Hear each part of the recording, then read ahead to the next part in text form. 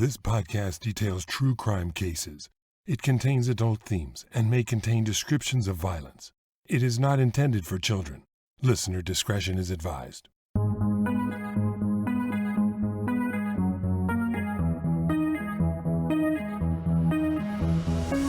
Thank you for joining me for today's episode of Once Upon a Crime. This month, I'm sharing 3 stories about holidays that were anything but jolly. This time, I'll tell you about a terrible Christmas Eve in 1985, when a tiny body was discovered frozen at the side of the road. It would take 2 years before the child's identity was discovered. Meanwhile, the person responsible for such a cold-hearted act would be on the run as a suspect in another killing and would later become a person of interest in 2 other brutal murders. Was Eli Stutzman, who was born and raised in an Ohio Old Order Amish community, what some strongly suspected and no one ever thought possible, an Amish serial killer? Join me this week for Chapter 2 of Holidays from Hell, the case of Little Boy Blue.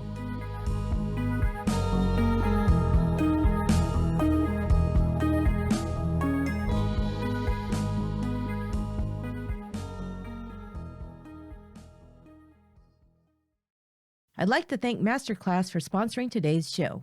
With Masterclass, you can learn from the top leaders, teachers, and talent from around the world, anytime, anywhere, and at your own pace. With over 150 classes from a range of amazing instructors, you can find a wide variety of interesting topics to immerse yourself in. I was so excited to take a class taught by FBI profiler legend himself, John Douglas. He's always been one of my heroes of the true crime world, and you can take his class, How to Think Like an FBI Profiler, with Masterclass. You'll learn the psychology and techniques he used when interviewing infamous killers like Ed Kemper and BTK. Fascinating. Whatever you're interested in, there's a class for you. From learning how to write a book or screenplay to making a dinner worthy of a Michelin star, you can find it on Masterclass.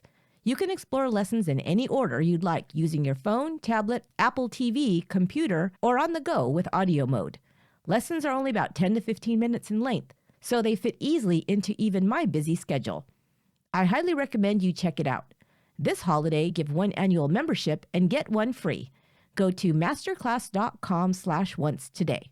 That's masterclass.com/once. Terms apply.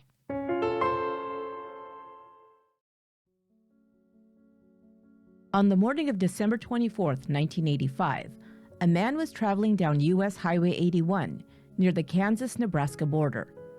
The temperatures were hovering around 9 degrees Fahrenheit that Christmas Eve morning when Chuck Cleveland left his home for some early morning hunting outside of his small community of Chester, Nebraska.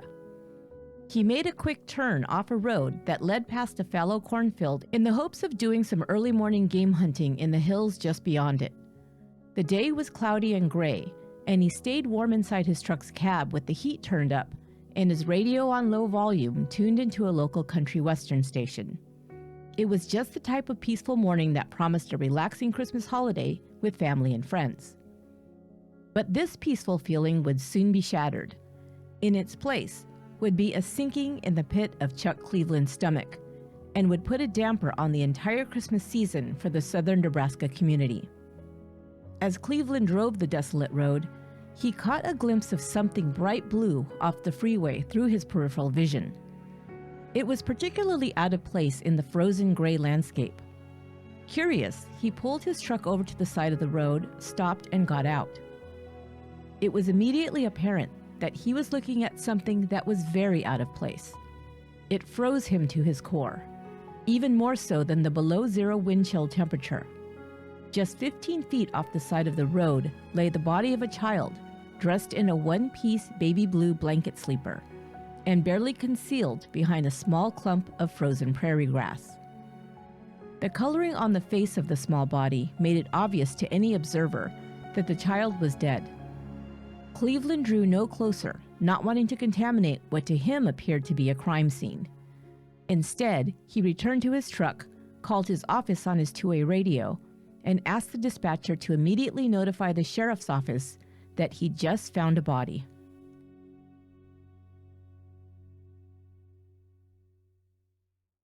Deputies from the Thayer County Sheriff's Department arrived at the scene where the body was discovered minutes after being notified and sealed off the area, until the Nebraska State Patrol Mobile Crime Unit could arrive to search the area. Later, both the Kansas Bureau of Investigation and the FBI would be called in to try to solve the mystery of what would be called the Little Boy Blue case, due to the fact that the boy was found in a blue blanket sleeper. One of the first things that investigators noted about the body was that the blanket sleeper the child was wearing appeared to be brand new. There was no dirt or any wear and tear at the bottom of the feet of the blanket sleeper. This was a one-piece blanket sleeper that covered the body from the neck to the feet and zipped up the front. It was something you would normally see on a much younger child.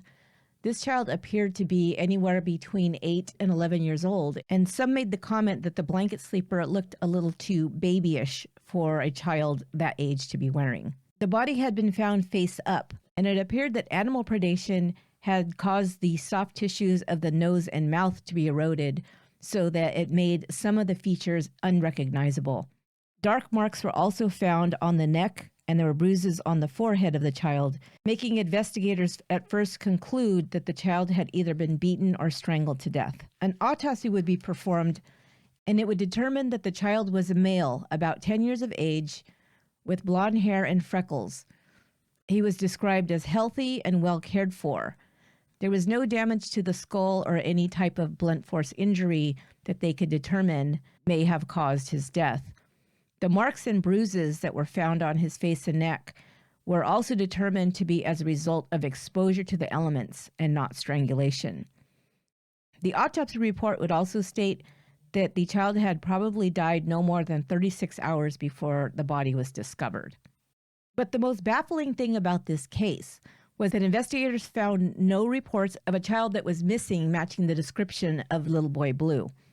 The Nebraska State Patrol released a poster with a composite drawing picture of the boy and asked anyone for any information they may have to help identify him. Some of the other details on the poster said that the child weighed approximately 55 pounds, was approximately 4 foot 2 inches tall, with a gap between his front teeth, and a brown birthmark on the inside of his right calf. There was also a small circular scar on his right forearm. The blue pajamas with the zip-up front was made by the brand Regal, which was sold at that time in Kmart department stores. Tips started to pour into the state police, but there was still no match made, and the child remained unidentified. The boy's body was kept preserved in cold storage until they could make an identification, but since that didn't happen for several months, the child was finally laid to rest in the spring. The community came together after their hearts went out upon discovering that this child found dead and frozen at the side of the road on Christmas Eve was unclaimed. They were stunned that anything like that could happen in their community. They decided to give him a proper burial and named the child Matthew, meaning gift of God. One person donated a burial plot, others donated a suit for the child to be buried in, and still others donated flowers, a coffin, and a headstone. One thing the autopsy did not determine was the child's cause of death. It wouldn't be until 2 years later that the boy would finally be identified.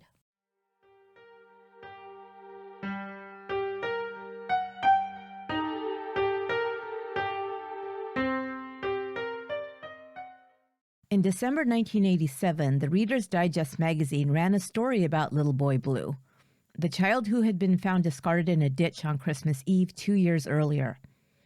The Reader's Digest is an American publication of general interest stories that's been in circulation since 1922. It was the best-selling magazine in the United States up until 2009, and it has a circulation of over 10 million copies. Many Americans are familiar with the Reader's Digest. An Amish woman in Ohio happened to see the story and thought of Danny Stutzman, her relative that she hadn't seen in years. The wife of this couple had read the story and also wondered if it could be the boy that she knew as Danny Stutzman. At that point, they contacted the Chester, Nebraska Police Department. Investigators followed up on this lead and learned details about the little boy and his family. One of the things that they heard was that his mother had died when he was just a baby in a mysterious fire, and some thought that her husband may have been responsible, but those were just rumors. However, the husband, whose name was Eli Stutzman, was also said to possibly be on the run regarding a homicide that he was connected to. A former roommate of his had been found murdered just months before the discovery of the body of this little boy, who investigators were now trying to determine whether or not was Eli Stutzman's son. But now, with all these connections between Eli Stutzman and mysterious deaths and homicide, they had to wonder, was it possible that Eli Stutzman was responsible for multiple deaths? Did they have an Amish serial killer on their hands? It would take police and investigators in multiple states to unravel this mystery. What they all thought, however, was that either Eli Stutzman was the most unlucky man on the planet, and tragic deaths just seemed to follow him wherever he went, or he was a murderer.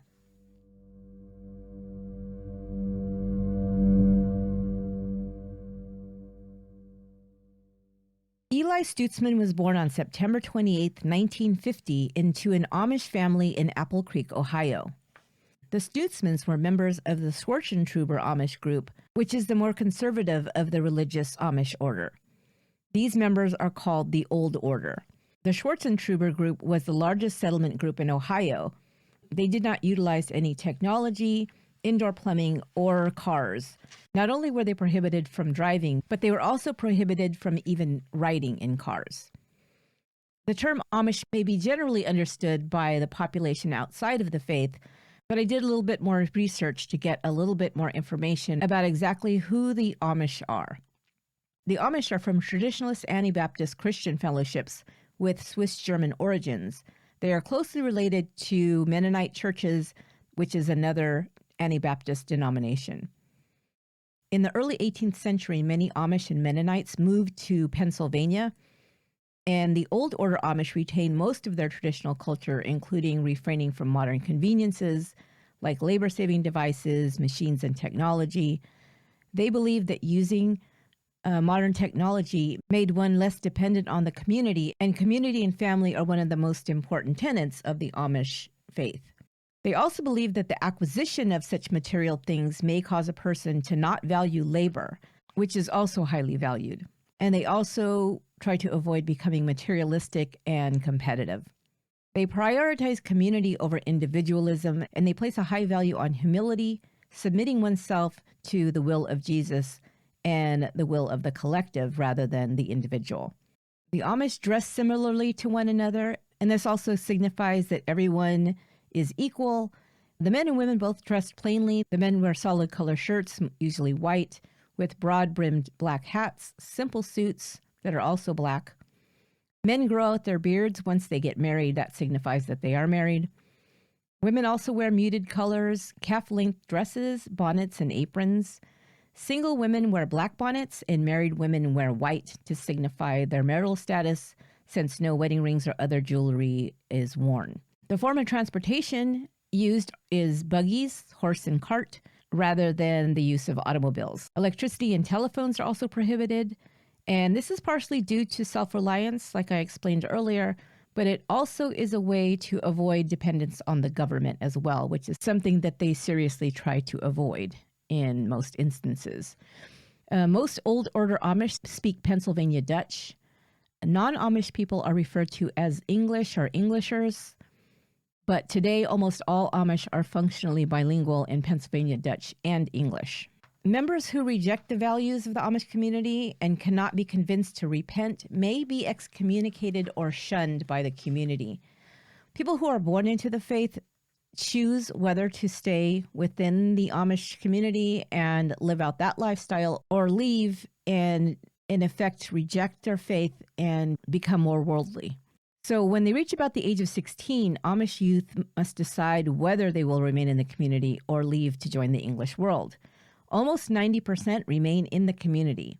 But before they commit themselves to remaining for life in the Amish community, they're allowed to basically have an adolescence where they can sow their oats during a period of time called Rumspringa.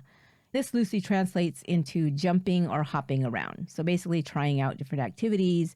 They may engage at this time in worldly activities, including drinking, dating, and sex, without the risk of being excommunicated.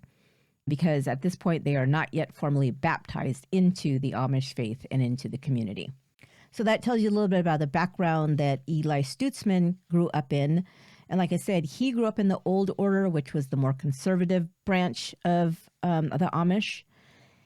His parents were Eli Harvey Stutzman and Susan Miller Stutzman. His father was a minister and, by all accounts, very strictly followed the rules of the Amish community and the Amish faith. Eli Harvey and Susan had 13 children, of which Eli was the fourth. And he was also called Eli like his father, but to differentiate from his father, he was Eli E, and his father was Eli H. But the family called Eli Ali. Now, Eli Stutzman from the very, very early age was very different. And this, as you can imagine, was not going to go over very well within this type of community. He, first of all, hated farm work, which, of course, the entire family and the entire community cooperatively worked farms in order to provide food, income, and it was also the work ethic was very important. But since Eli decided that he hated farm work, he often acted very lazy, according to the family, and would try to get out of chores by saying he didn't feel well. The other thing about Eli was that he liked being the center of attention, which, of course, placing a high value on humility was, again, something that made him stood out from the community. Eli grew up, he had a slight stutter, but he was very personable, he was charming, he was even popular in school, but he was also rebellious and from a very early age lied about just about everything, even things that it seemed silly to lie about. He would break the rules constantly. He just didn't fit into the community. He didn't want to follow the rules.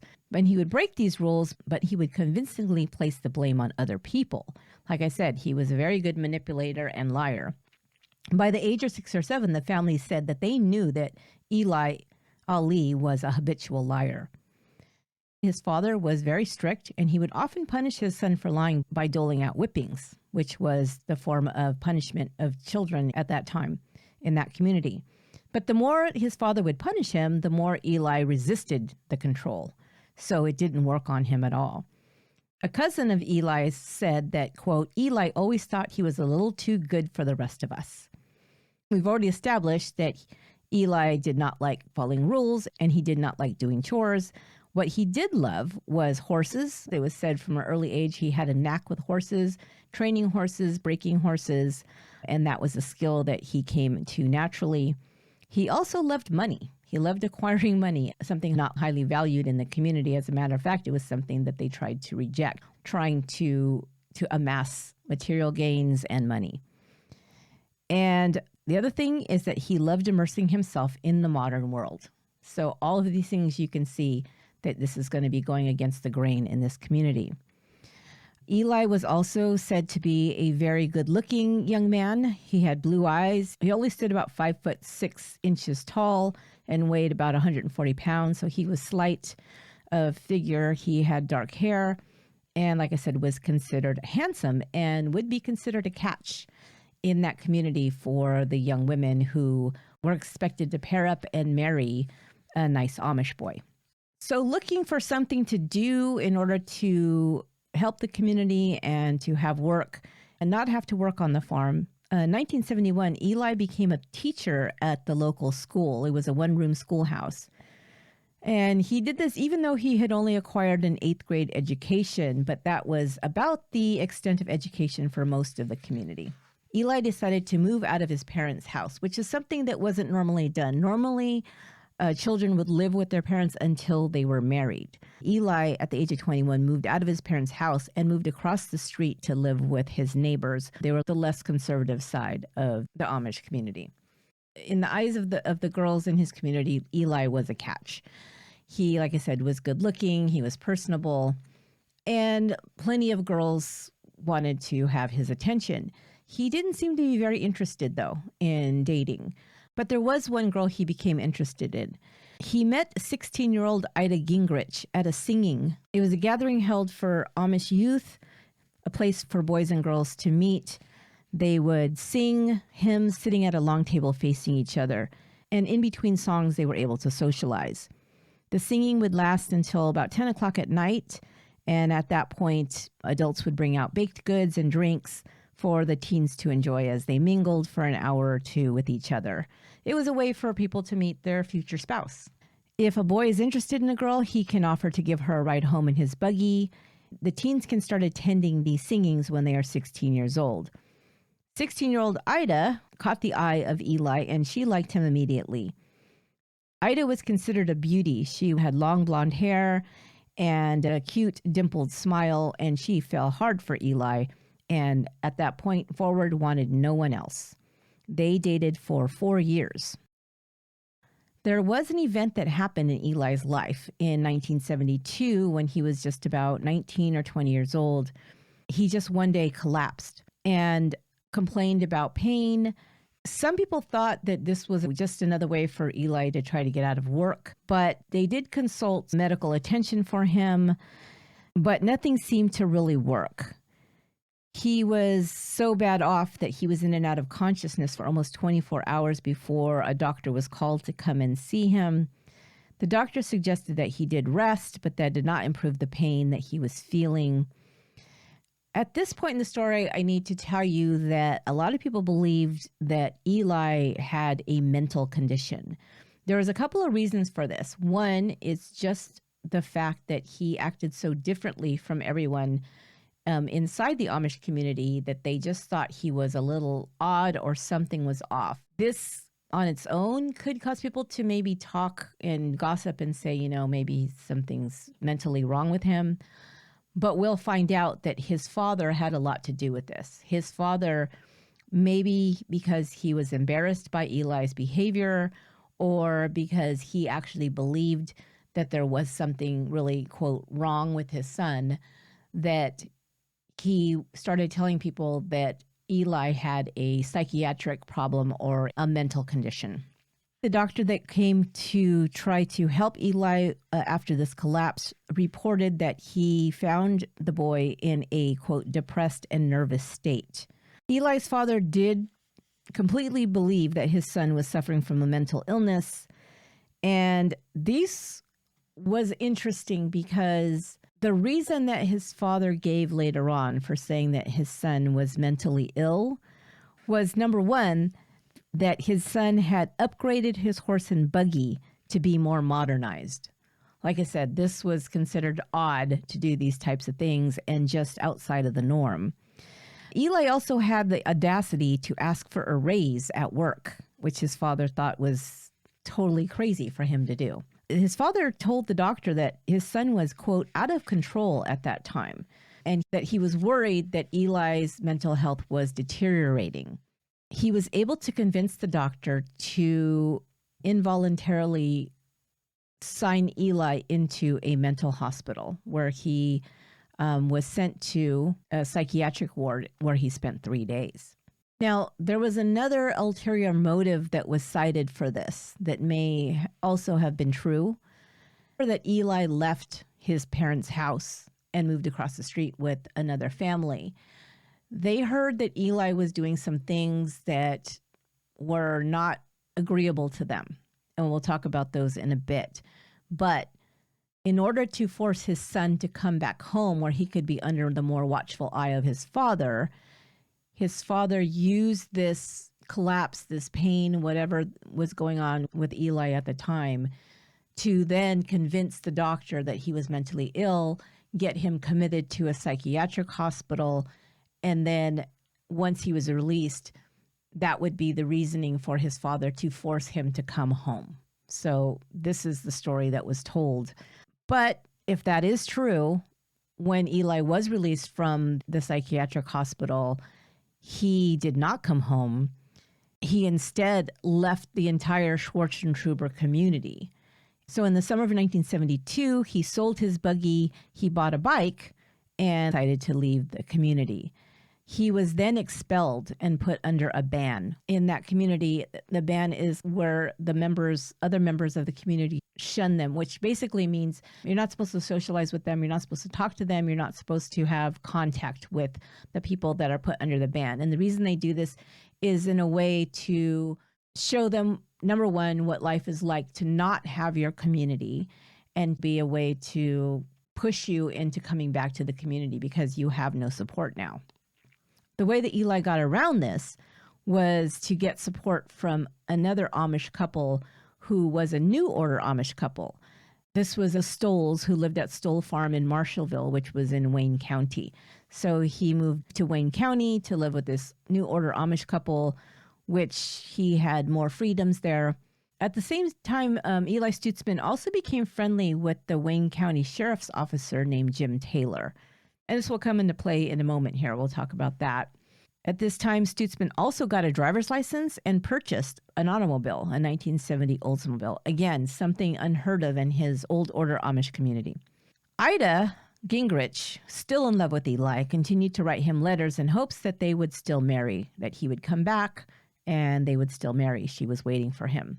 In 1973, once he reached the age of majority, Eli Stutzman registered as a conscientious objector of the military because American males at that time had to fill out a military draft card. And this was something that as a person who was raised Amish would reject, would be joining military service. But in order to fulfill his obligation to the government, he instead took a position as a hospital orderly. And so he was working at a local hospital at that time. But in late 1974, Eli Stutzman helped the Wayne County Sheriff's Department because he had the inside scoop, apparently, about farmers in the area who were growing marijuana. This was 1974. So, of course, this is something that is becoming more prevalent even in the Midwest. He had his good friend, Officer Jim Thayer, who worked in the Wayne County Sheriff's Department. And so he decided he was going to become an informant and help his friend. There's a catch here, because in other research that I did, a lot of people believed that Eli himself was growing marijuana or selling marijuana. He was definitely involved in the drug trade in some minor way at that point, which is another reason why he probably knew which farmers were actually growing the marijuana, because he was involved in the drug trade. But he was kind of, I guess you could say, like a double agent and informing on these marijuana growers to the Wayne County Sheriff's Department. Of course, it didn't take long for people to figure out that he was a snitch, probably because he had a big mouth. He used to talk a lot. He had a very big ego. He was a bit of a narcissist, and probably went around telling people how much good he was doing to help the Sheriff's Department. It wasn't long before people found out, or at least suspected, that Eli Stutzman was one of the narcs in the department. Stutzman then claimed that he was receiving death threats as people found out that he was a snitch. And one day, his landlord, Ed Stoll, found Eli lying in a puddle of blood in one of his barns. Stutzman would tell Stoll that two men jumped him, hit him with rocks, and that he had fought back by stabbing one with a pitchfork, and he was then stabbed in return.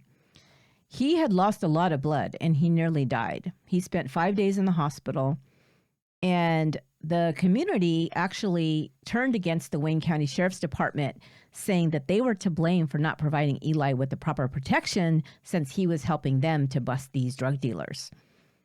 But when this attack on Eli Stutzman was investigated, people noticed that his story didn't quite match up with his wounds.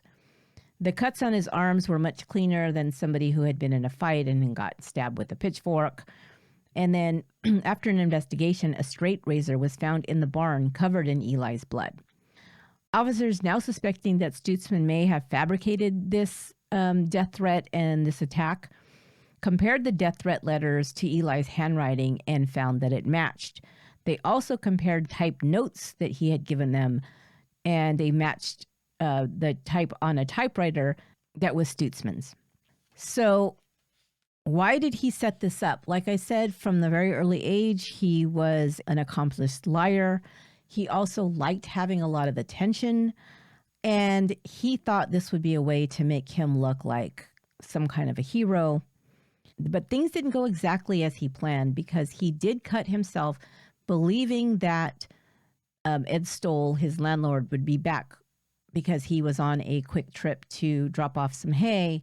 The trip ended up taking Stoll half an hour longer than he normally would, which is why Stutzman almost died from loss of blood before he got there. One of the first things that Stutzman said when Stoll entered the barn and saw him lying in the puddle of blood was, "What took you so long?" After being released from the hospital, Stutzman went back to the Stoll farm and recovered there for a few days, but he would often leave and disappear, and they didn't know where he went.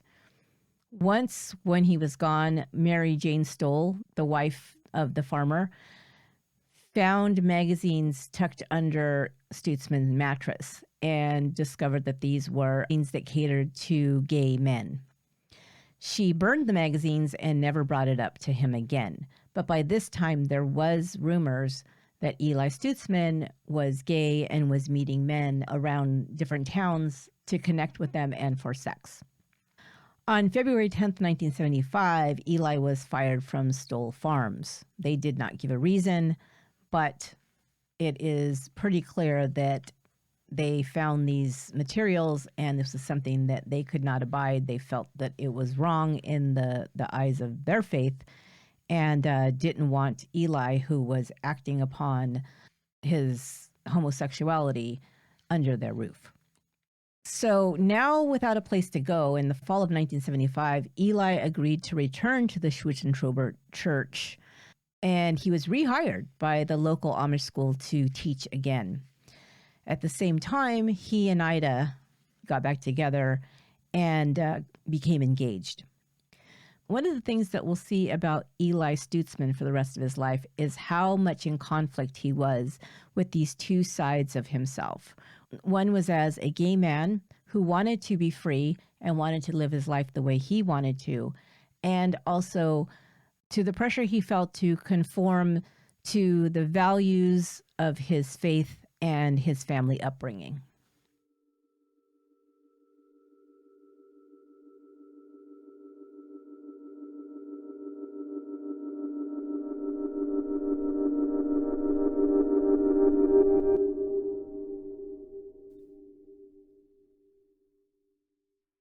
If you've ever forgotten to take your birth control, had unprotected sex, or another oopsie that you're just not sure about, I'm here to tell you about a new company called Julie. Julie is aiming to give emergency contraception a much-needed rebrand. Julie is an FDA-approved morning-after pill that helps stop pregnancy before it starts. Julie stops your body from releasing an egg using the same active ingredient as Plan B. Essentially, Julie works by preventing or delaying your ovulation. With no egg, there's no fertilization, and therefore no pregnancy. And it's no risk to future fertility. It works best when taken within 72 hours of unprotected sex. Julie is legal in all 50 states. You don't need an ID, prescription, or credit card to get it. And besides being easy to understand and easy to take, Julie is also easy to find. You can find Julie at Walmarts across the U.S., or you can order online. You can go to juliecare.co to learn more, or find Julie at your nearest Walmart today. That's juliecare.co to learn more. And we thank Julie for sponsoring the podcast. Even though Eli Stutzman was back in the Amish community and had become engaged to be married to Ida Gingrich, he was at the same time seen around town with another local girl. This local girl was said to be one that slept around and was kind of a party girl. But in November, Stutzman started telling friends that he had gotten Ida Gingrich pregnant and had to marry her. They married on Christmas Day 1975, and a few weeks later, Ida discovered that she was pregnant. And at the same time, we know that Eli Stutzman was a gay man, yet he was trying to live up to what was expected of him by his father and his community, that he become married, that he work a farm, that he have a wife and children, and yet this went counter to everything that he actually wanted for his own life. Soon after they were married, Ida began complaining that her husband often left her at home alone at night. And the truth was that Eli Stutzman was secretly meeting other men for sex. He had started placing personal ads in publications that connected gay men for sex and for relationships. On September 7th, 1975, Ida gave birth to their first child, a boy they named Daniel Eli. When Daniel was 6 months old, they bought a farm and moved into their new home.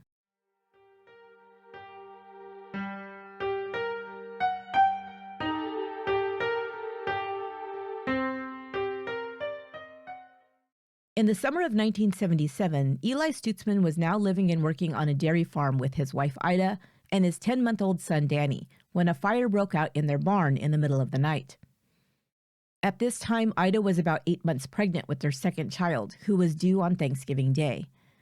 In Stutzman's versions of events that night, Ida had woken him up and told him about the fire. Quote, "I told her to go call the fire department, and she left for help. When I came around the barn and went into the milk house, I found her. She was lying on her back.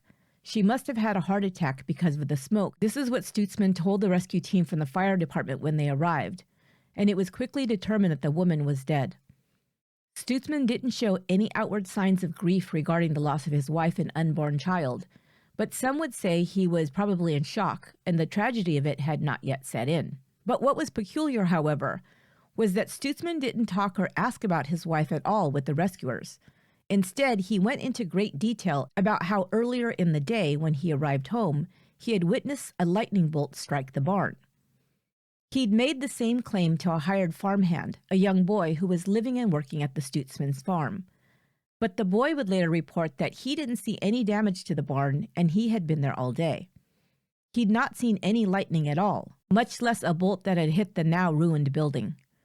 Another thing to note about the fire was that the day before, on July 11th, Eli and his wife had met with an attorney to draw up their wills, and the attorney had just left the farm with the signed papers at about 8:30 p.m. that night.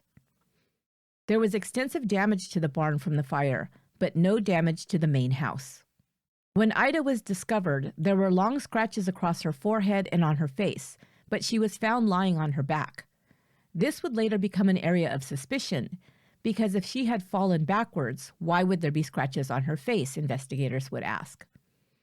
Even so, her death was ruled as a result of natural causes, mainly because of Eli Stutzman's own statements. He told people that his wife suffered from a bad heart, and that most likely, either from the smoke or from the stress of the fire, had had a heart attack.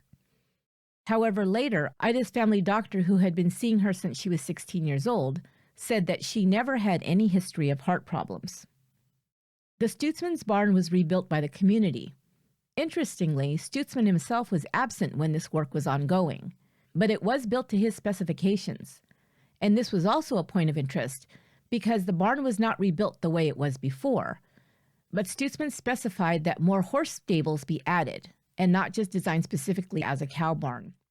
Ida's family now came to the farm to run things and to help take care of the infant Danny. Later, Stutzman's nephews, who were living there at the time, would claim that their uncle Eli attempted to sexually molest them while they slept. They were in their early teens at this time, but this information did not come out until years later.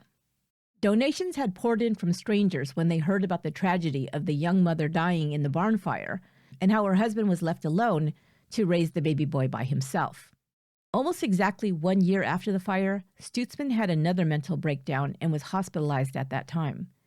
He began taking medication and seeing a psychiatrist.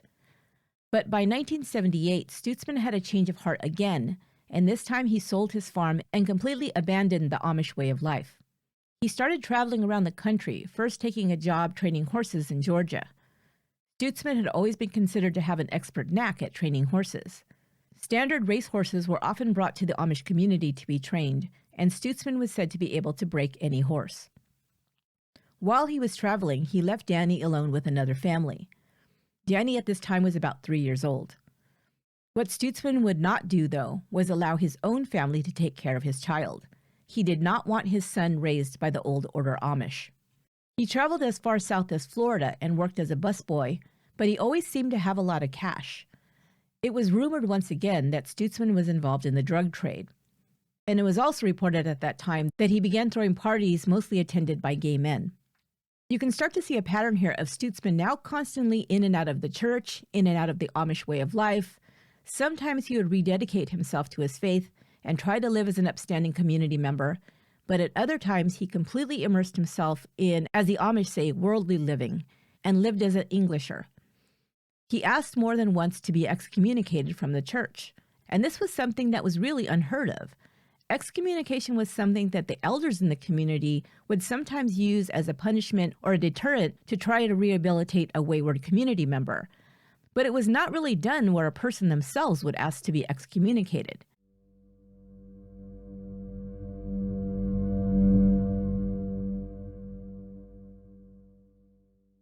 In 1979, Stutzman was placing personal ads in newspapers like The Advocate in the Men Seeking Men section. He was now living on his own away from his community, and it seemed like his partying went out of control at this time. Not only was he doing drugs and alcohol heavily, but he was also switching from one sexual partner to another quickly. Stutzman would always be considered to be a catch by women and men alike.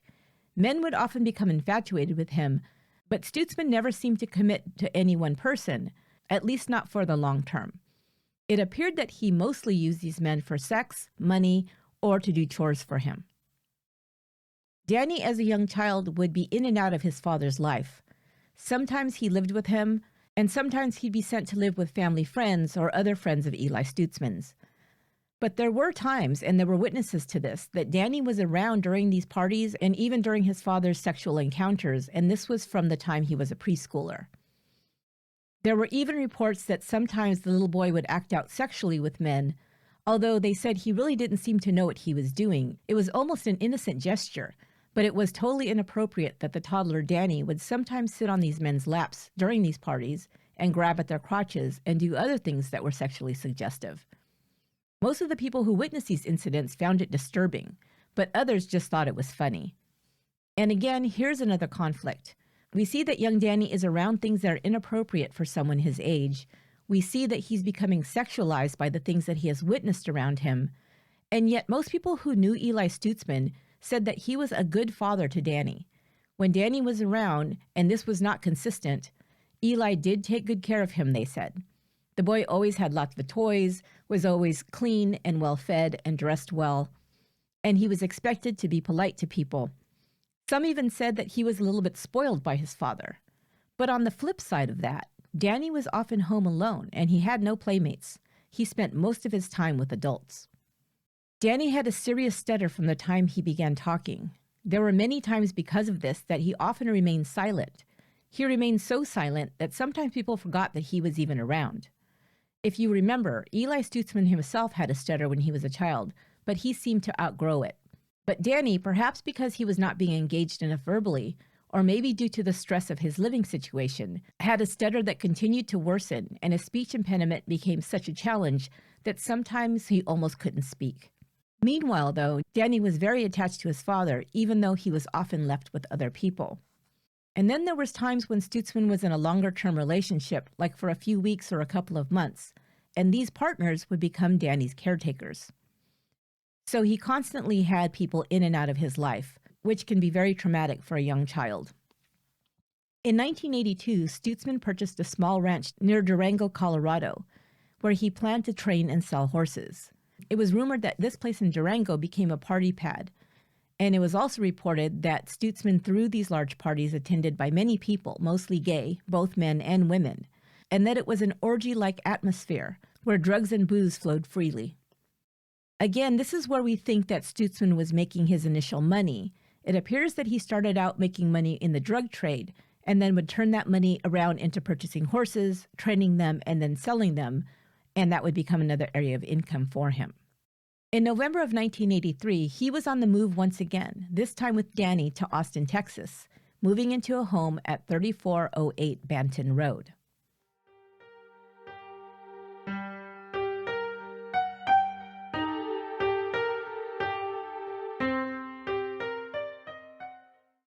On May 12, 1985, a body was found lying in a culvert outside of Pilot Knob, Texas.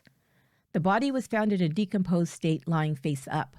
The medical examiner would estimate that the victim had died 4 to 6 weeks earlier. He had been shot once through the left eye with a .22 caliber weapon. The man was found with cut-off shorts unzipped and pulled down. There were no shoes, underwear, or shirt on the man. He was identified as having brown hair and weighing about 140 pounds. Later, he would be identified by fingerprints from a Coast Guard military record as Glenn Albert Pritchett. Glenn Albert Pritchett was born September 30th, 1961 in Logan, Utah. He'd had a troubled history as a youth, running away multiple times as a teen, and he had problems with alcohol and drugs from an early age. He had an arrest record in 1984, just the year before he died, for a DUI. He worked as a maintenance man for the Postal Service while living in Montana, and had been married and was the father of 2. His wife was named Sandy. His marriage had fallen apart due to his heavy drinking. After he got arrested for a DUI in 1983, his wife filed for divorce. The investigators would now determine that the man found murdered and lying in the culvert had a last known address of 3408 Banton Road in Austin. He had been a roommate of Eli Stutzman. Pritchett had met Eli Stutzman in 1984 when he was looking for work near Austin. Pritchett's murder was discovered on May 12, 1985. Around the same time, Stutzman would take his son Danny out of school, and Danny would never return there. This was a school that he had been at for at least 2 years. People knew that Pritchett was a roommate of Eli Stutzman, and when they didn't see him around for a while, they asked Stutzman what had happened to him. He told these people that Pritchett had left for a family emergency in Montana. Soon after Pritchett was gone, Sam Miller arrived at the ranch and began renting that vacant room that was occupied previously by Glenn Pritchett. Sam Miller was an 18-year-old Amish boy from Ohio who had come to Texas for work. He was described as simple. He was very inexperienced, very naive, and growing up in the Amish community, he always deferred to his elders, of which Eli Stutzman was one. He was referred to Stutzman by another friend who said that he may have work for him on the ranch, and this is how Miller ended up in Texas. Around this same time, people started to notice that Stutzman had changed. They said he was short-tempered, that he was leaving Danny alone a lot, or a lot of times leaving him with Sam Miller to babysit, and then, quote, running around town. Danny, who is now around 9 years old, was said to be spoiled with lots of toys, but also neglected and left to fend for himself. Again, Stutzman was said to be a good dad, but some people did report that he would slap Danny when he got angry with him. It was also reported during this time that Danny had become very withdrawn and his speech impediment had become very severe.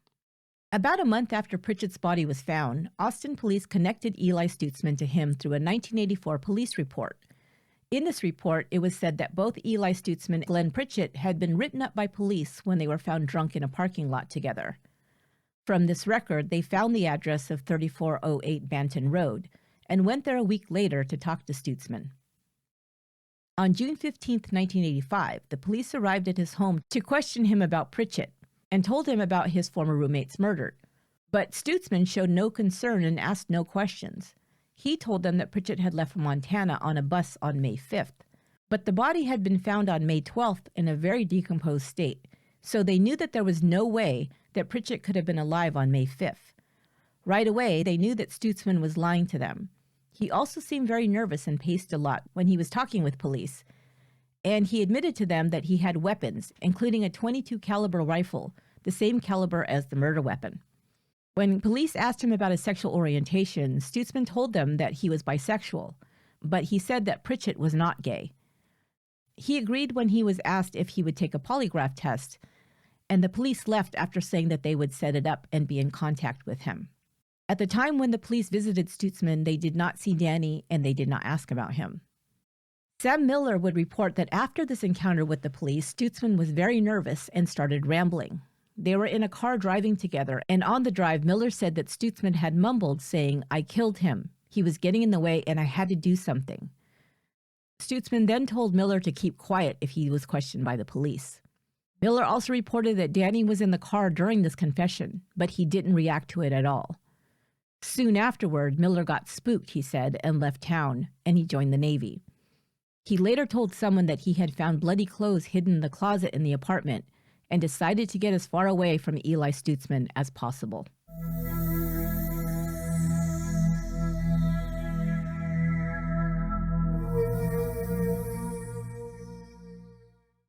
There was a third roommate living in the home at the time who, in the records, I could not find a name for, but he was in a relationship with Stutzman. This roommate reported that Stutzman had told him that he had spoken with a lawyer after speaking with the police, and that his lawyer had advised him to get out of town. His roommate said that he didn't think that this was true, that an attorney would not advise you to get out of town if you were under a police investigation. The roommate had also reported at that time that Danny had been gone from the home for a couple of days, and when he asked Eli where he was, he said that his son was staying with friends. He then asked this roommate to drive him to an empty parking lot. He left him there, and he had reported that Stutzman had packed multiple bags that he'd taken with him. He said that he was going to pick up Danny and that they were going to leave town for a while. But when the roommate returned home, he was suspicious and went to check and found out that all of Danny's clothes were still in his room. Stutzman did leave Texas, and this time he relocated to Aztec, New Mexico. When he arrived there and connected with friends, he told them that his roommate was murdered, and he also told them that his gun was involved. He claimed to them that he was advised by an attorney to leave town until everything blew over. They also said that this made no sense to them and that he should go back and clear his name. But Stutzman said if he did that the police would arrest him, pick up Danny, and then send the boy to live with his parents. Stutzman said to them, quote, "I'd rather see Danny dead than have him live with the Amish," end quote.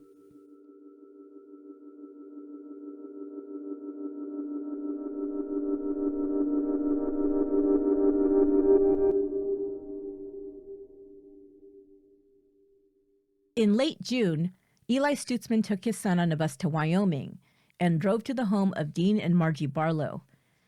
He had met Dean a couple of years earlier in Durango, Colorado. He stayed with the Barlows for a little while, but said he had to leave town. So on July 5th, he signed guardianship papers over to the Barlows. He told them that his roommate had been killed and that he claimed that he was, quote, going after Glenn's killer, and that's why he couldn't have Danny around. The Barlows said that Eli would constantly talk about Glenn Pritchett's murder, and he would say that whoever murdered Glenn had used his .22 caliber rifle, and he added lots of false details to the story. The first thing to know is that ballistics had not matched to a specific weapon at all in this murder case. The investigators had only told Stutzman that it was a .22 caliber weapon that had killed the man. But this was something that Stutzman often did. He would start telling stories and he would just spin in all of these details. If you remember from his earliest days, he was a pathological liar. And pathological liars tend to give way more details than are necessary, just because they think it makes it sound more believable. And they also tend to try to make themselves look like heroes in these stories. Stutzman now began traveling around the country, going from one place to another. And what we know is at this point, he's on the run from being questioned by police about Glenn Pritchett's murder. During this time, Danny's maternal grandparents, the Gingriches, who lived in Michigan, had been looking for Danny for some time.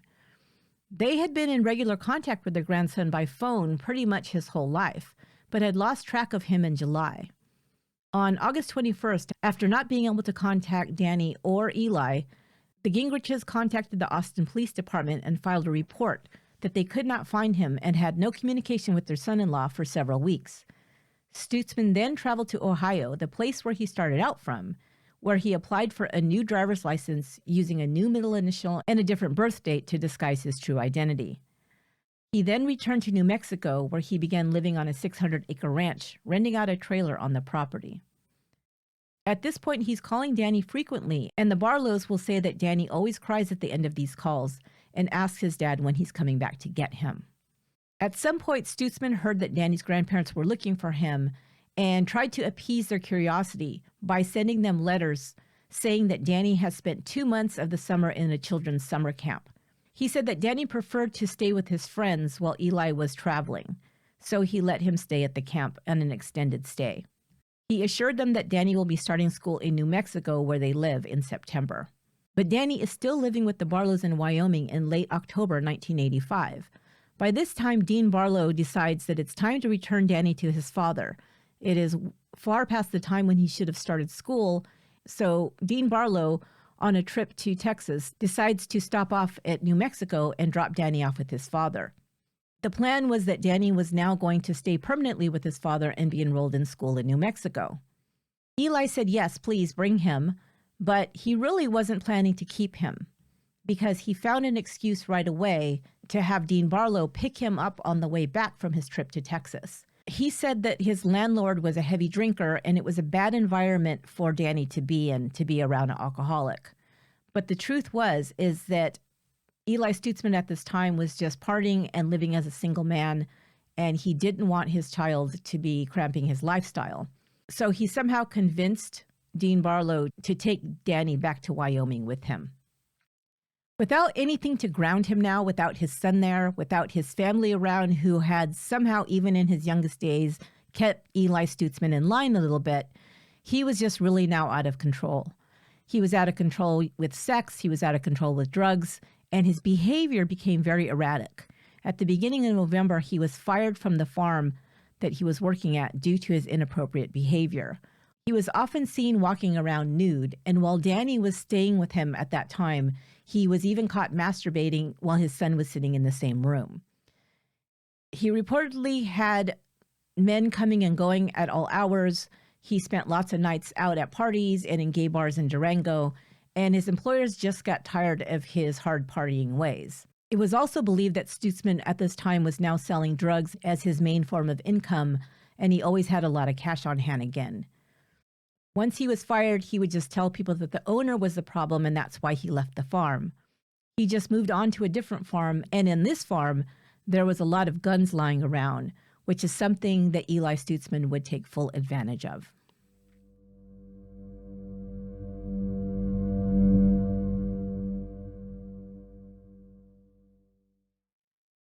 On November 11, 1980, 36-year-old David Thayer, the owner and manager of a business in Durango, Colorado, called the Automatic Transmission Exchange, was found dead.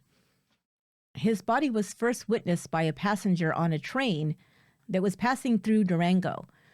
As she looked out the window of the train, a woman could see into the parking lot of the Automatic Transmission Exchange business. There was a truck parked in the parking lot, and she could see the body lying in the bed of the truck. She told her husband that it looked like there was a dead man lying in the back of that truck, and he told her that was crazy, that it was probably just some homeless person or a drunk who had fallen asleep in the back of a truck. But when they made the return trip back through Durango, she looked out the window again and still saw the body lying in the back of the truck. At that point, they called the police. David Thayer had last been seen on Saturday, November 9th at a Holiday Inn party attended by mostly gay men. It was determined that he had been bludgeoned to death. David Thayer was known to be a laid-back type of guy and also was known to be a local drug dealer, mostly dealing in marijuana. He had a record for drug sales and drug possession in Utah, and he was also now rumored to sell cocaine at times. He had lived in Durango for 3 years. He was also very well known in the gay community, and this was one of the reasons that police cited for having trouble investigating this murder. Many of the men who would have known about David Tyler's last movements and who his acquaintances were did not want to come forward to say anything because they were either afraid of being targeted for discrimination by the police as gay men, or because some of them had not come out as gay yet to their family members and didn't want their names on record. It was found out during the investigation that David Thayer and Eli Stutzman were acquainted since 1983. They ran in the same circles and possibly knew each other through the drug trade. Less than a month later, on December 5th, 1985, Dennis Slater was found shot to death in Colorado in the basement of a liquor store. He was just 24 years old and a student at Fort Lewis College. He was 2 weeks away from earning his degree in industrial psychology. As a student, to pay his way through college, he had been working at this liquor store 2 to 3 nights a week. Money was found missing from the register, and he had been shot in the back of the head. But there was no evidence of a struggle, which led investigators to believe that perhaps it was somebody that he was acquainted with or somebody he was not afraid of who he had let into the store and then had robbed him. Police tended to chalk this up to a simple robbery gone wrong, but the murder victim found a month earlier, David Thayer, was also an acquaintance of Dennis Slater. Slater had been to Tyler's home several times and had sometimes purchased drugs from him. Police now wondered whether somebody was targeting gay men for murder in Durango, Colorado.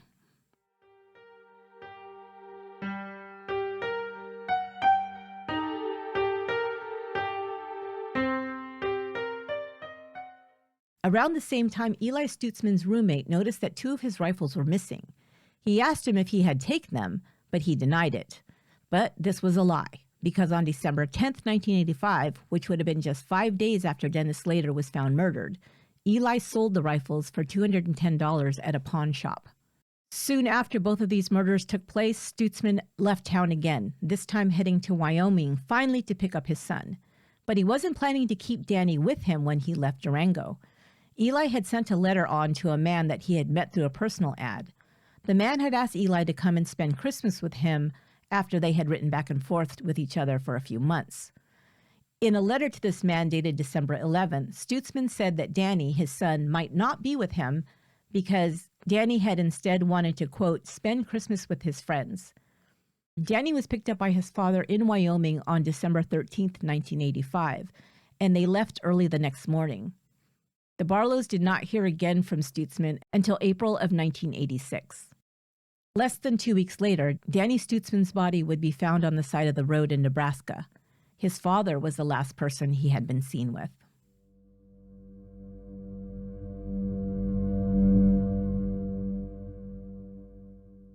On December 15, 1985, Stutzman arrived in Salina, Kansas to meet up with another man. Although he told him that his son would be with him, Stutzman arrived alone. This was just 1 day after he left with Danny from Wyoming. He told the man that his son was having so much fun with his foster parents over the Christmas holiday that he asked to stay. By December 20th, Stutzman made his way to Missouri to stay at the home of another man he met through a personal ad, leaving this time on December 23rd. By Christmas Eve, he was in North Canton, Ohio. He arrived unexpectedly back to his home state and showed up at the home of family friends. He also told them that Danny was away having fun with friends skiing in Wyoming and didn't want to leave. Before Stutzman left Ohio, he gave bags filled with Danny's clothes to them to give to their children. He said that Danny had outgrown them and didn't need them anymore. The family members were grateful for this gift, and they would later report that all the clothes were mostly new. Stutzman had also told his friends at this time that he had gone to see his parents, but his father had turned him away, refusing to speak to him.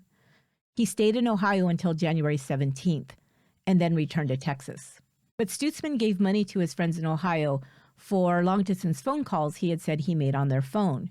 But later these friends would notice that there were no phone calls to Wyoming on the bill, although many times Stutzman sounded like he was talking to his son on the phone, whom he said was staying in Wyoming.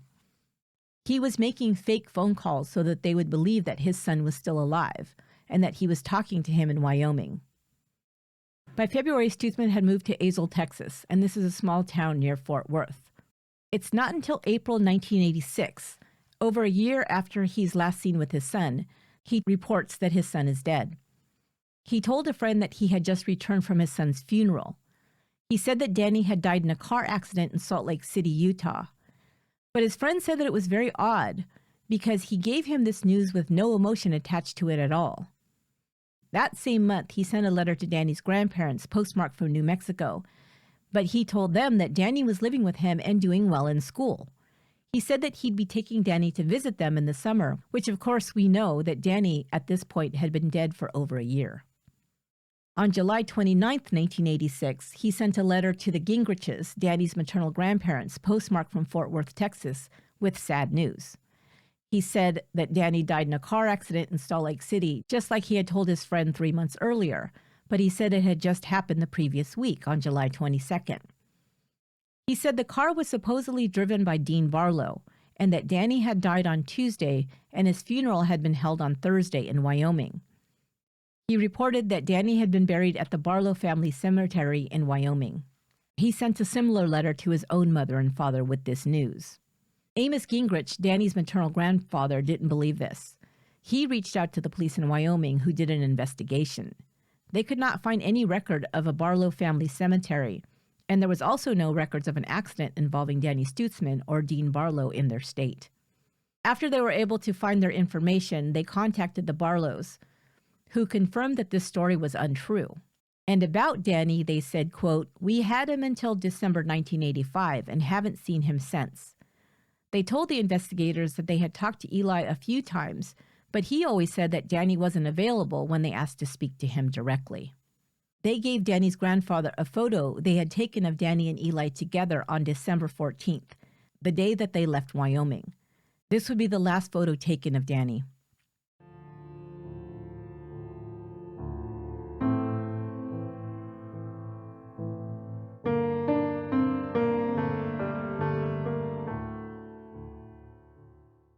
But the boy known as Little Boy Blue, the boy that was found on the side of the road in 1985, would not be connected to Eli Stutzman until the December 1987 Reader's Digest story came out. After reading this article, more than one person suspected that this could be Eli Stutzman's son Danny. It was finally confirmed when his palm prints from a school record were matched to the autopsy prints from Little Boy Blue. On December 11, 1987, a warrant for Eli Stutzman was issued for felony child abuse and served on his last known address in Azle, Texas. On December 14th, the mobile home he was living in was surrounded, and he was arrested and taken into custody without incident. When told the charge he was being arrested for, Stutzman stated, "I didn't have anything to do with that. Those charges aren't true." On January 12, 1988, Stutzman pleaded guilty to misdemeanor charges regarding the death of his son. In order to take this plea deal, he had to take the stand and tell exactly what had happened to his son. Eli claimed that his son had died from a throat infection while traveling from Wyoming to Ohio. He said that the boy was sick when he picked him up from the Barlows, and he continued to get worse. The Barlows confirmed that Danny was sick and taking medication, but simply for a virus infection that he had that was mild and was improving before he left. What was chilling about Eli Stutzman's testimony was that he spoke of his son in unemotional tones about what happened to him on the trip. He seemed very disconnected from these tragic events, making statements like, quote, "As we were driving along, the boy seemed to be sleeping. I would talk to the boy, but he would not answer. I thought he was sleeping," end quote, not using his name. Stutzman testified that at about midnight in December 1985, on the drive to Ohio, he reached back to wake his son because he needed to take his medication. He grabbed his son's leg and talked to him, but when he got no response, he pulled off to the side of the road. He said he noticed that the boy's eyes were rolled back, his face was pale, and he had no pulse. He claimed that he tried mouth-to-mouth resuscitation, but he could not revive Danny. Stutzman said he tried to revive his son, and when it failed, quote, "I decided to leave him and let God take care of him," end quote. He claimed to have spent several hours with Danny and prayed for the boy before leaving his corpse on the roadside. Quote, "I had difficulty facing the fact that he had died. I couldn't understand. I couldn't figure out why," he said. He had taken him out of the car and laid him down on the side of the road, quote, "covering him with snow. I would have buried him," he said, "but I didn't have anything to dig with." When asked if Danny was still alive when he laid him on the snow, he answered, quote, "That's a very good question. I don't think so, but he could have been." When he was asked why he lied about Danny's death afterwards, he said also, quote, "That's a very good question." But the investigator noted where Danny's head was laying on the snow, underneath the snow had melted, causing him to believe that Danny was still warm and possibly alive when Stutzman left him there.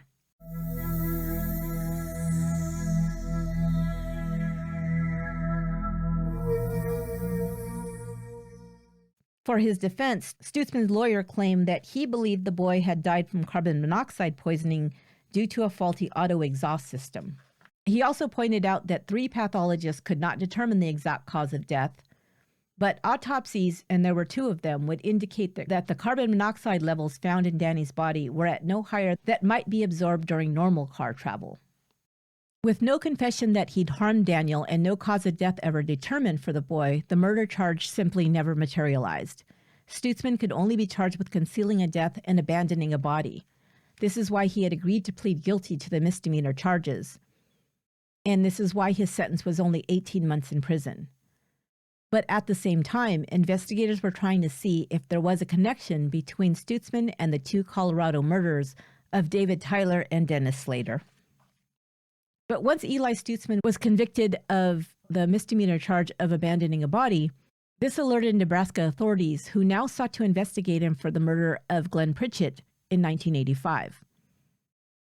In 1989, after serving the sentence in Nebraska, Stutzman was transported to Austin, where he was put on trial for the murder of Pritchett, his former roommate. At the time of the murders, he had been questioned by deputies, and this is when Stutzman had claimed that Pritchett had returned to Montana to be with his family. but that soon after that, he and his son left town and moved to Austin. But now at the trial, he was more forthcoming with investigators. Stutzman now said that he had been home at the time that Glenn Pritchett was killed, but that he hadn't done it. He said that his gun may have been involved. He had woken up to the sound of a gunshot while he was sleeping in his room with Danny. But there was no physical evidence tying him to this murder, and the gun was never recovered. The Travis County DA wanted his Nebraska conviction allowed into evidence as a pattern of signature crimes, and these were some of the elements he wanted to bring into trial. He said that Glenn Pritchett's body was found dumped in a rural area just like Danny's was, and that there was an elaborate cover-up afterwards just like Danny, and that Stutzman also faked phone conversations that he allegedly had with the victim after he was actually dead, just like he had with Danny. The judge, however, only allowed the jury to hear that Danny was deceased, but nothing more. Most people, even including the prosecutors, believed that Stutzman would walk on this charge. So they were surprised when the jury convicted him after just a 4-day trial. He was found guilty of murder on July 31st, 1989, and was sentenced the next month to 40 years in Huntsville prison. However, Stutzman would only serve 13 years of the 40-year sentence due to good behavior. While he was in prison in 1990, he was named as a key suspect in the murders of David Tyler and Dennis Slater. Investigators in Durango had found out more info linking Stutzman with Tyler, people that had seen them together, and there was one fingerprint found at the crime scene that they tried to match to Eli Stutzman, but it wasn't a match. So they were able to get no further with that case. Yet to this day, most people believe that it was Eli Stutzman who was responsible for both of those murders.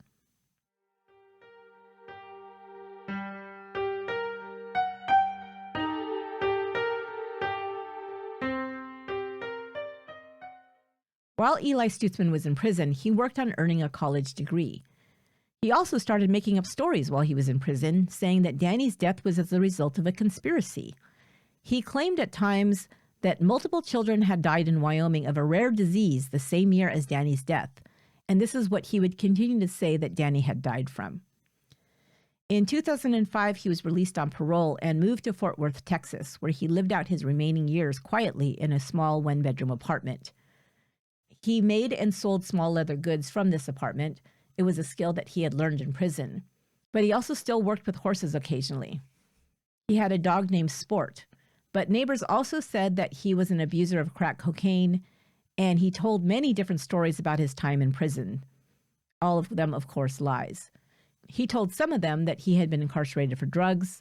To others, he told them it was for murder, but he said that he was innocent. To some people, he said that he had never been married and had no children. But to others, he said that he was a widower and that he had left his infant son with his Amish family because he was gay. So he was constantly still embellishing stories, making up stories, and lying about his whole life, just as he had done since he was a child. Eli Stutzman was found dead on January 31st, 2007 at the age of 56 by suicide. In the weeks before his death, his neighbors said that his behavior had changed. He now had people in and out of his apartment at all hours. It appeared that he had gone back to his hard partying lifestyle after spending so many years living quietly. They said that most of these people were drug users and sex workers, and that his possessions started to disappear. Whether he gave them away or they were stolen or both, people are not quite sure. But some of the things that he had left were given away to friends who he told that he was going to Ohio to visit his dying father, and was putting most of his things in storage or giving them away before he went. In reality, he was getting ready to end his own life. Neighbors had asked the police to perform a welfare check when they hadn't seen him for several days, and they found that he had inflicted a deadly wound to his forearm and opened up a vein and bled to death. The autopsy would also reveal that there was cocaine in his system at the time of his death and that he was HIV positive. It was only after his death that his neighbors, who had been living around him for several years, discovered who he really was and what he had really done. His body remained unclaimed, and he was buried in a pauper's grave. His family said that they did not want the attention from the public should he be buried in his hometown. His dog Sport was rescued by the local animal shelter and found a new home. Residents of Chester, Nebraska, still provide care for Danny's gravesite. The town even built a roadside memorial, and when a tornado destroyed the monument, they rebuilt it again, giving credence to the emblem on it, a small town with a big heart. That will do it for this episode of Once Upon a Crime. If you'd like to get all episodes of Once Upon a Crime ad-free, you can become a Patreon member. When you help support the show with a membership starting at just $2 a month, you can get early release ad-free episodes, as well as bonus episodes you won't hear anywhere else. Go to patreon.com/onceuponacrime to find out more and join. We're also on YouTube. You can listen to all our episodes with accompanying videos on YouTube. There's a link to our channel in the show notes, or just search for Once Upon a Crime Podcast on YouTube. Once Upon a Crime is written, produced, and edited by me, Esther Ludlow. My research and production assistant is Lorena Garcia. I hope you'll come back next week to hear another chapter in the series, Holidays in Hell. Until next time, be good to one another.